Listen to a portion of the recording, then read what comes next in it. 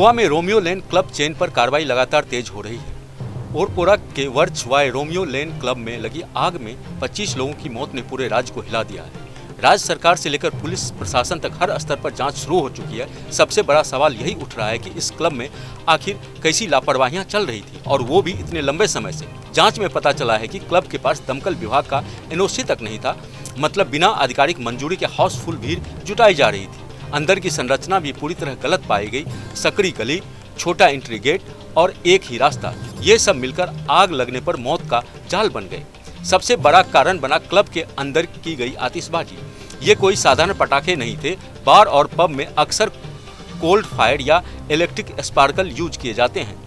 इन्हें show off के लिए स्टेज पर, बर्थडे सेलिब्रेशन में या डांस फ्लोर पर चलाया जाता है। ये चिंगारियां 4-5 मीटर तक जा सकती हैं। आसपास फोम, पर्दे, ट्राई डेकोर या प्लास्टिक हो तो एक चिंगारी ही आग को बेकाबू कर सकती है। ट्रेडिशनल और इलेक्ट्रिक दोनों में बहुत फ़र्क है। अगर देखेंगे तो जो ट्रेडिशनल फटाके रहते हैं वो हम दिवाली में यूज़ करते हैं, ठीक है।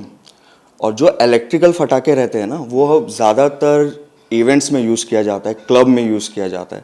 अगर आप मुझसे डिफरेंस पूछोगे कि ये इसको इलेक्ट्रिकल क्यों बोला जाता है, ठीक है, तो एक तरह से जो क्लब में आप देखोगे उसमें पायरो करके यूज़ किया जाता है, जिसको कोल्ड पायरो मशीन बोला जाता है। वो एक तरह से उसके अंदर एक पाउडर दिया जाता है, केमिकल पाउडर रहता है। वो केमिकल पाउडर को हम जब इसके अंदर मशीन के अंदर डालते हैं तो एक इलेक्ट्रिकल स्पार्क उसमें दिया जाता है। उस स्पार्क से उसमें 6 मीटर 12 मीटर का एक स्पार्क होता है जो अपर हाई पे जाता है। उसको कोल्ड इसलिए बोला जाता है कि कोल्ड पायरो इसलिए नाम दिया गया है उसका, कि कोल्ड मतलब उसका जो टेम्परेचर रहता है वो 60 to 80 डिग्री सेल्सियस पे रहता है, इसके लिए कोल्ड।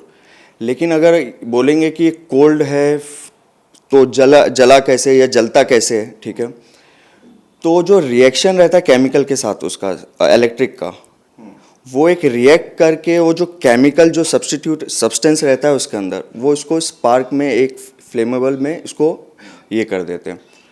और रही बात उससे आग लगने की नहीं लगने की, तो डिपेंड करता है कि हम क्वालिटी क्या यूज़ कर रहे हैं उसका। जो उसका पाउडर जो रहता है, जो केमिकल का पाउडर रहता है, वो बहुत सारे क्वालिटी के आते हैं। बहुत मतलब फ्रॉम A to Z अगर बोलेंगे तो low quality to high quality, medium quality, ठीक है। जो हाई क्वालिटी रहता है ना, उसमें मैं ये बोल सकता हूँ कि there is a minute chance कि उसमें आग लगे। इन इलेक्ट्रिक स्पार्कल्स का लाइसेंस फायर डिपार्टमेंट जारी करता है, लेकिन बड़े शहरों में ये कंट्रोल्ड एरिया के लिए ही क्लियर किए जाते हैं। क्लब जैसे भीड़ भरे, शराब वाले और बंद हॉल में इसका इस्तेमाल बेहद रिस्की माना जाता है। गोवा में भी इन्हें चलाने के लिए अलग परमिशन चाहिए, लेकिन जांच कह रही है कि वर्च क्लब ने ये परमिशन भी नहीं ली थी। लापरवाही का आलम इतना था कि फायर सेफ्टी अलार्म नहीं, इमरजेंसी लाइट नहीं और रेस्क्यू रास्ता भी ब्लॉक था। किचन के ठीक पास आतिशबाजी चलाई गई और आग कुछ ही सेकंड में फैल गई। मुख्यमंत्री प्रमोद सावंत ने साफ किया है कि इन मामलों में सिर्फ क्लब मालिक ही नहीं बल्कि उन अधिकारियों पर भी कार्रवाई होगी जिन्होंने नियम टूटने के बावजूद क्लब को ऑल क्लियर दे रखा था। 3 वरिष्ठ अधिकारी सस्पेंड हो चुके हैं। क्लब के प्रमोटर सौरभ और गौरव लुथरा की तलाश में पुलिस टीम दिल्ली भेजी गई है।